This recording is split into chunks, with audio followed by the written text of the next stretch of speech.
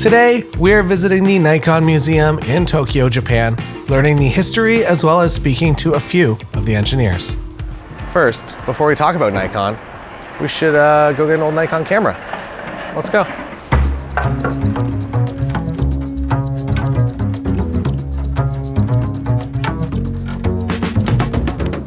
To talk about where Nikon came from, we have to go back a few years before the company was even established. In the early 1900s, Japan was busy and was starting to be recognized as a world power. They were also very interested in German-designed optics like binoculars. Then 1917 comes around, conflict in Europe breaks out, and the Germans need everything that they're manufacturing, so Japan starts producing their own optics, including rangefinders and microscopes. Three leading Japanese optical manufacturers merge and create a new company that will later become Nikon. One cool thing that remains true to this day is that Nikon continues to create their own optical glass, which I don't think is very common. We're here at Nikon headquarters, and we're going to go inside the Nikon Museum. Whoa, now we're inside the Nikon Museum. And if you do find yourself in Tokyo, it is definitely worth a stop. It's near Shinagawa Station, so if you're taking any of the Shinkansen speed trains out into the world, maybe you're going to Kyoto or Osaka, it's a very convenient stop. In the early 1920s, they hire some engineers and start manufacturing optics that can rival what's already on the market. Then in 1932, they established Nikkor, which is their name for their lens line.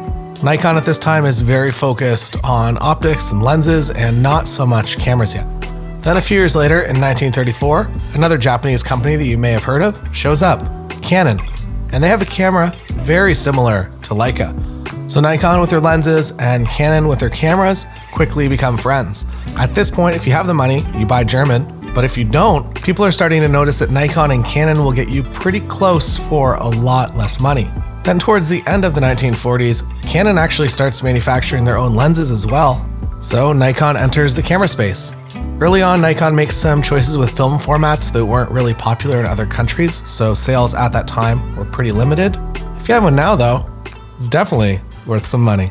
Hi, I'm Yuichiro Kushida and from the UX department, and I'm in charge of camera product management as well as strategic planning for a Z-mount camera system. To me, the ZFC is the one of the products I'm most proud of being part of. Nikon has released various legendary film cameras such as the FM2 over more than 70 years. The FM2 is a camera that was released in 1982, and the design of the ZFC was inspired by its classic design motif, while also combining the latest mirrorless camera technology of the current day.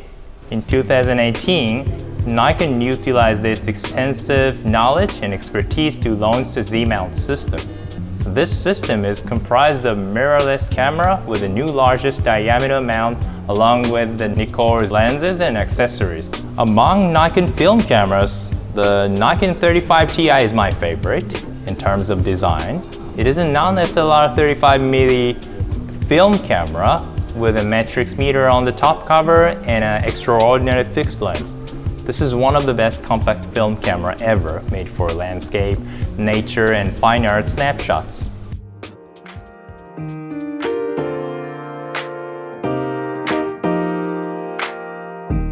Back to our story. Moving into the 1950s, after years of research and development, Nikon cameras and lenses are getting pretty good. A lot of the world's photojournalists will pass through Japan at some time, and Nikkor glass was becoming a preference for a lot of them. And then eventually they start using Nikon camera bodies. Suddenly, a lot of the best photojournalists in the world are using Nikon gear, and Nikon starts to gain a very good industry reputation.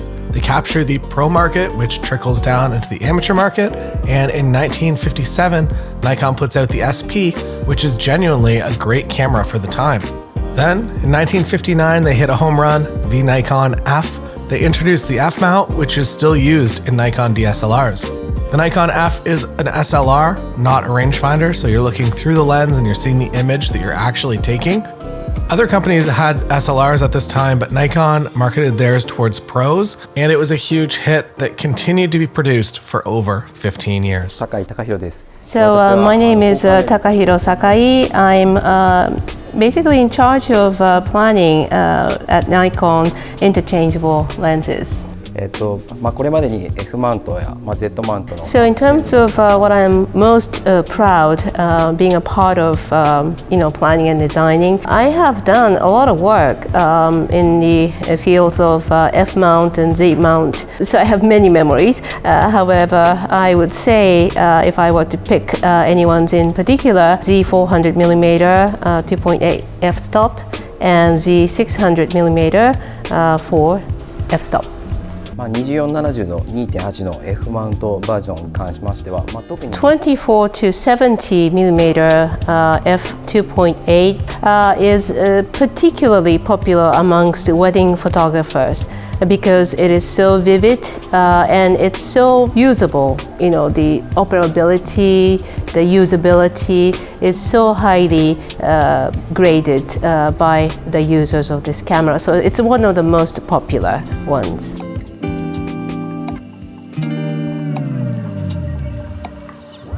Moving into the 1960s, Nikon really begins to own the photography market. Nikon then releases the Nikkormat, which is very accepted by the amateur market. 1971, the F2 comes out, 1/2000 shutter with a motor drive. You can get 5 or 6 frames per second. Nikon gets on a bit of a roll with cameras like the FM, the FE, the FM2, as well as the FM3N, which were hitting shutter speeds of 1/4000 of a second and 1/250 flash sync speeds that just didn't really happen at this time. Nikon cameras' operating temperatures were also crazy. With fully mechanical bodies, they were fine in sub-zero or Arctic conditions all the way into tropical heat. Then in 1983, Nikon releases the FA, which introduces matrix metering, which is eventually offered by pretty much all cameras. Then the Nikon F3, the Nikon F4, which are incredibly powerful, well-selling film bodies, fast autofocus, motor drives, electronics. They even made a digital version of the Nikon F4 in 1991 for NASA. And to this day, Nikon continues to supply cameras and lenses to space missions and to the ISS. 私は皆様に使って喜んでいただけるような個人向けの製品を開発しています。I joined Nikon in hopes that I will be able to contribute to product making for individuals and families. And I consider myself to be very fortunate because I'm involved in the design and planning of interchangeable lenses, which is kind of a must-have if you're holding a camera.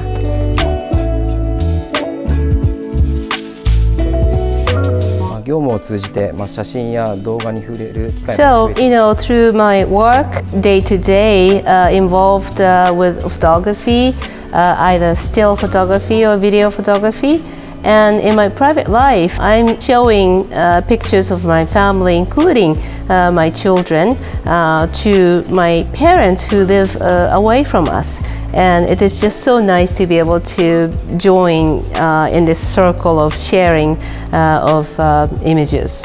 写真を共有することで自然と笑顔が増えて喜んでもらっていることを実感しています。So by sharing the photos, of course, my parents are very happy. I sense and feel the smiles on their faces. To me, Nikon is a company which contributes surely for the happiness of the people through photography. これからも写真を通じて、人々の人生が豊かになるお手伝いをしていきたいと思っています。And I'm devoted fully and committed to this responsibility that I have.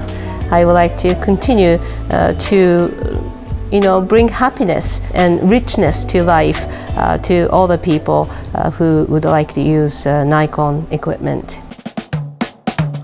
At the end of the 1990s, the industry switch to digital was quickly incoming. The Nikon D1 was the first DSLR that was made in-house, but the Nikon D3 and D700 were two of the best camera releases of all time. A full-frame sensor, great low-light performance. I personally shot my Nikon D700 to 1 million frames before retiring it, and that was all on the original shutter. Then the D800 moved the megapixel bar up to 36.3, which was previously only offered by medium format. Video is also becoming prominent in all Nikon cameras at this point. Then the Nikon D500, which is an incredibly powerful camera for sports and wildlife, then into the D850 and the D5 and the D6, and then the entire industry switched to mirrorless. This is Nikon's first F-mount camera, and one of the great things with the F-mount is that they never changed it. So even if you buy a D6 or one of the best DSLRs ever made, which is the D850, it's still the F mount, so you can use a lot of lenses on your Nikon DSLRs. The FA Gold, is it ostrich leather? Then I don't want it then. Oh, for the Japan Camera Grand Prix. I'm terrified that all the big elements are facing up, especially these guys. That's so scary. I think I might get one. It's very ergonomic. I've owned a lot of these lenses. I did not have the original 1962 35mm tilt shift though, but I feel like that lens could immediately make a comeback. Another really cool thing about Nikon is that they're an optics company first, and they still manufacture their own glass, which is pretty rare in this current age. Behind me is a very large ingot. We can go look at it, and you're allowed to touch it if you want, but I feel a little bit uncomfortable doing that. It says please touch, so I guess I'm more okay with it. Is that the shot? No, it's not a shot. Beautiful fisheye. Is that a fisheye tilt? Oh, there's filters built in, I think. Yeah, so you put gel filters behind it. We took the Nikon Z6 around the world and we had a very nice time. There's a link at the top here if you want to watch that full series. And then the Nikon Z9 came out with the elimination of a mechanical shutter, as well as putting everything you could ever need in photo and video into one camera. Then all of that tech made its way into the smaller Z8, and now a lot of that has made it into one of my favorite Nikon releases of all time, the Nikon ZF. Low light photography with the Nikon ZF right now in Shinjuku, Tokyo, Japan, planet Earth. I think the first photo is just right here. I am personally really excited to see where Nikon goes. I feel like this past year has been one of the best years in their entire history as a company. The Z system, the roadmap's been built out. There's all the lenses that you need now, and I am very excited to see how the Z series goes over the next couple of years. And while I will always stay current with Nikon Z offerings, I will also be exploring more film photography on the channel with older Nikon cameras. So subscribe if you're interested in that.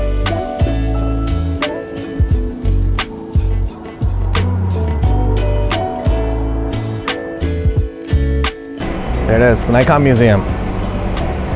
Come on out. It's nice time. I enjoyed.